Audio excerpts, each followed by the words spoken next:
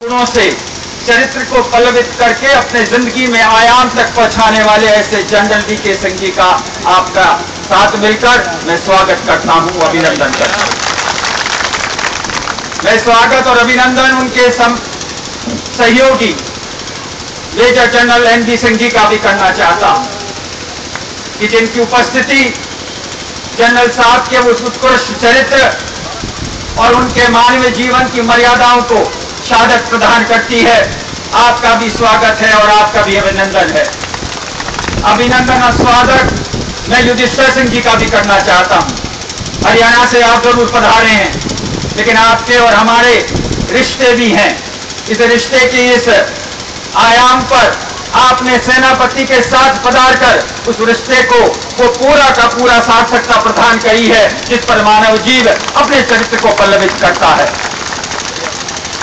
मैं सम्मान और आदर हमारे बीच में पधारे हुए पूर्व विधायक अतर सिंह जी बढ़ाना का भी करना चाहता हूं, जिन्होंने अपनी वाणी से बहुत कुछ कह दिया, लेकिन बहुत कुछ कहने के उपरांत भी वो बात आज भी उतनी ही अधूरी है जितनी इस कलयुग में सत्य और सत्यता पर तीर्ण होने वाले उस नवयुग की है, जो आशा करता है भविष्य के गर्भ में कि कहीं मेरी भी बात होगी, कहीं मेरा भी भविष्य होगा।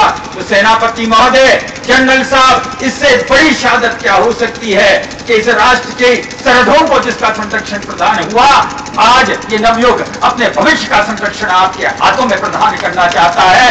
आपका भी स्वागत है और अभिनंदन है।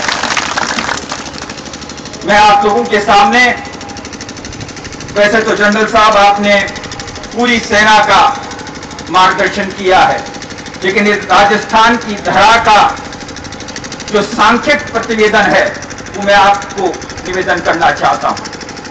राजस्थान की जनसंख्या पूरे राष्ट्र की 5% जनसंख्या, लेकिन आपको अचरज होगा कि आपके सैन्य बल के अंदर जितनी जनशक्ति है, सैन्य शक्ति है, उसमें राजस्थान की औसत अगर पूरे 22 लाख आप पूर्व सैनिकों की अगर संख्या 2005 में पूरे राष्ट्र की थी, तो राजस्थान में पूर्व सैनिकों की संख्या 1,60,000 थी, जो 7.5% है, 5% से कहीं ज्यादा।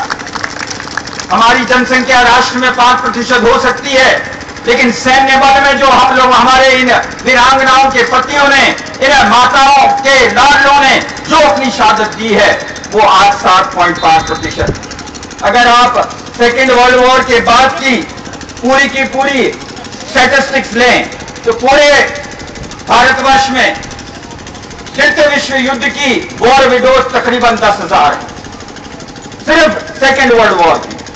और इन 10,000 वॉर विडोज में से राजस्थान में अकेले 1183 वॉर विडोज हैं। अगर प्रतिशत लें तो 12.4% आती है। कारगिल युद्ध आपके समय, आपके उपस्थिति में, आपकी शहादत में हुआ। कारगिल युद्ध में जो आपकी स्टैटिस्टिक्स हैं, 363 सैनिक उस युद्ध के दरमियान शहीद हुए। इन 363 सैनिक जो पूरे राष्ट्र में शहीद हुए, उसमें राजस्थान से 69 सैनिक थे। अगर प्रतिशत करें तो 18.5% बैठती।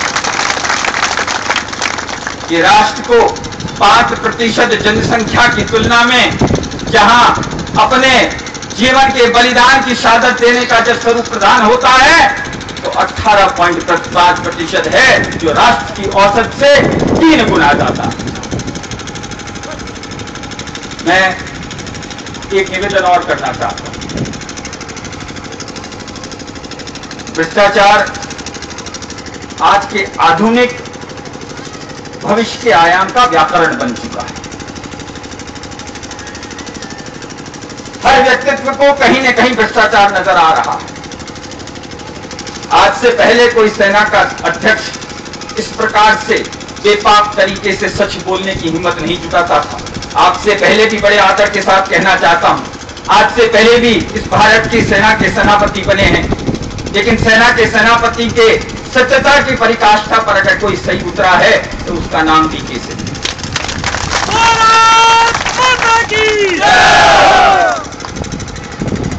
मैं एक निवेदन आपसे करना चाहता हूं। भ्रष्टाचार का जो आयाम है उसकी एक रिसर्च है। मैं आपसे भी निवेदन करूंगा जनरल साहब कि एक हार्वर्ड के एक स्कॉलर ने एक रिसर्च करी है सिर्फ हिंदुस्तान के भ्रष्टाचार पर, और सौभाग्य या दुर्भाग्य से वो स्कॉलर जो रिसर्च कर रहा है वो रूस का स्कॉलर, उसका नाम याजनिक चन्नेकोव है। उन्होंने हार्वर्ड में करप्शन के संबंध में और भ्रष्टाचार के संबंध में एक रिसर्च करी। उसके रिसर्च पेपर से और स्विस बैंक के बैंकिंग एसोसिएशन का जो स्टैटिस्टिक्स हम देखते हैं, तो जो हमारे पूरे राष्ट्र की का कर्ज है, जो हिंदुस्तान का कर्ज है, उससे 13 गुना ज्यादा ऐसा धन उन स्विस बैंक में है जिसका लेखा जोखा हिंदुस्तान की सरकार के पास। ये आंकड़ा किसी नेता का आंकड़ा नहीं है, किसी दल के नेता का आंकड़ा नहीं है। ये आंकड़ा कोई विधायक अपनी तरफ से नहीं दे रहा, ये वो आंकड़ा है जो उस रिसर्च पेपर के अंदर से निकल कर आया है। और उन्होंने ये भी कहा है कि हिंदुस्तान का काला धन एक तरफ और पूरे संसार का काला धन एक तरफ, तब जाकर कहीं बराबरी होती है।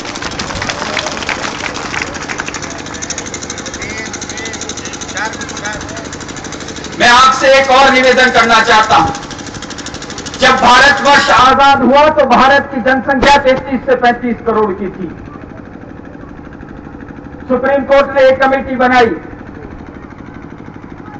जस्टिस वधवा कमीशन, जिसके नाम पर उन्होंने कहा कि गरीबी का कम से कम आप आंकड़ा तो इकट्ठा करिए।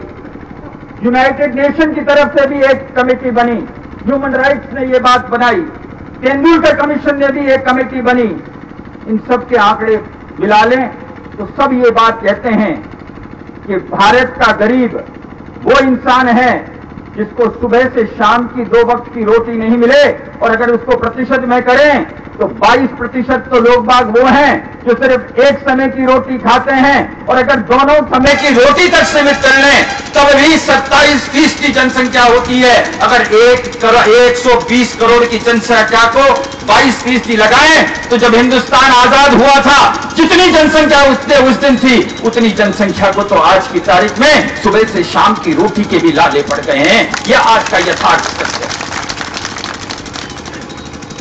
32 रुपए में कैसे जीवन यापन होता है, ये तो आप सैन्य अधिकारी रहे हैं। क्या ये मुमकिन है कि 32 रुपए के अंदर आदमी अपना जीवन यापन कर ले? आपके सामने सबसे बड़ी समस्या है। इस देश का नागरिक प्रजातंत्र में विश्वास करके अपने भविष्य को 5 वर्ष के लिए किसी न किसी के हाथ में सौंपता है। आज इस राजनौता की रच का सौभाग्य है। भविष्य को तो पता नहीं किसी राजनेता ने संवारा या नहीं संवारा, लेकिन राष्ट्र के भविष्य के सरहदों को आपने जरूर संरक्षण प्रदान करी है। आज ऐसे व्यक्तित्व के सामने ये हमारा अधिकार बनता है कि हमारी कुंठित उस व्यवस्था को आपके बीच में उजागर करें कि हमारा भविष्य गरीब का भविष्य है। हमारा भविष्य गरीबी का भविष्य नहीं हो सकता। आज का गरीब कल का स्वाभिमानी नागरिक बनना चाहता है। भीख के कटोरे में खड़ा रहकर किसी चौराहे पर वो कम से कम भीख नहीं मांगना चाहता, वो समय चाहता है, व्यवस्था चाहता है कि अपने स्वाभिमान और पुरुषार्थ से अपने जीवन का लालन कर सकूं, अपने स्वाभिमान नागरिक की हैसियत से उस चरित्र का निष्ठावान नागरिक के रूप में बलवित कर सकूं। ऐसी व्यवस्था की वो चाहता है। आज आपको हमारे बीच में पाकर बहुत से पुण्य हमने किए हुए थे, कहीं न कहीं आज उसका इस कलयुग में लाभ मिला। आप हमारे बीच में पधारे, हम सिर्फ इतना कह सकते हैं कि क्षत्रियों की रणभूमि है, ये रजनौता है, राजनौता नहीं है, रज का नौता है। इस रज का नौता जनरल साहब आपको भी है कि जिस दिन किसी खून का बलिदान की आवश्यकता पड़े, इस रजनौता के नौजवान को जरूर याद करना, इस राजपुतान के नौजवान को जरूर याद करना। धन्य है वो व्यक्ति जिसने आपको यहां तक पधारा। मैं आज आपके बीच में खड़ा रहकर गर्व के साथ कह सकता हूं कि बजरंग सिंह जी जैसा व्यक्तित्व, बजरंग सिंह जी जैसा अगर व्यक्ति आज है तो आज आप हमारे बीच में पधारे हैं। ये पूरे के पूरे राजनौता की ग्राम सभा, यहाँ के ग्रामवासी, इर्द गिर्द की ग्राम पंचायतों के वासी, आज आपने आकर उपस्थिति की शहादत में इस जनरल को आज की तारीख में समाज का जंगल बना दिया। कल तक तो ये सेनापति का जंगल था, आज मानव समाज का जंगल है। जात पात से ऊपर उठकर मानव धर्म को निर्वाह करने का जो क्षत्रिय का तंत्र होता है, उसको उद्बुद्ध करने के लिए ये आप लोगों के बीच में उपस्थित हुआ है। आपकी शहादत इसको आशीर्वाद के स्वरूप में प्रदान की गई है। बहुत बहुत धन्यवाद। जय हिंद, जय भारत, जय गोपीनाथ।